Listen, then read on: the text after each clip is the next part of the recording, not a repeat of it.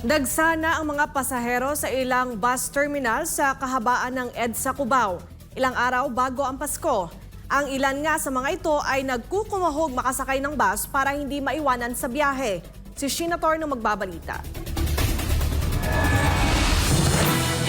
Kanya-kanyang bitbit na kanilang mga bagahe ang mga pasaherong pauwi ng kanilang mga probinsya sa isang bus terminal na ito sa EDSA Cubao.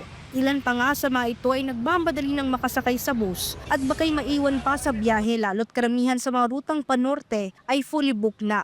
Ang mag-asawa ngang ito na pauwi sa Ilagan, Isabela ay sumabay sa bugso ng mga pasahero Lunes, araw ng Disyembre 23. Anila, naubusan daw kasi sila ng ticket ng bus kaya no choice sila ngayon. Kasi lahat fully booked na. Napunta rin kami ng ibang bus station pero fully booked na. Dito lang kami na nakakuha pero 23 na. Actually 21 dapat kami uuwi pero wala na kami makuha. Masayang-masaya naman ang maglolang ito matapos sunduin ng kanyang mga apo. Pauwi raw sila ng Pangasinan at bihira lamang na makumpleto ang kanilang pamilya dahil karamihan sa kanyang mga anak ay sa ibang lugar nakatira. Ay ngayon lang kami, yun lang yung time namin.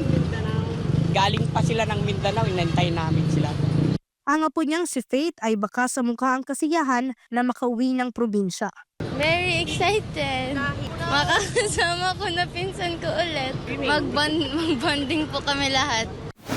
Susulitin din daw ni Erimar ang 4 na araw na pag-uwi nito sa Isabela para sa Pasko lalo't nabigyan daw siya ng pagkakataon. Hirap daw kasi mabuo ang kanyang pamilya dahil isang beses sa isang taon lang siya nakakauwi dahil sa kanyang trabaho. Siyempre magkikita kami sa isang beses lang sa isang taon.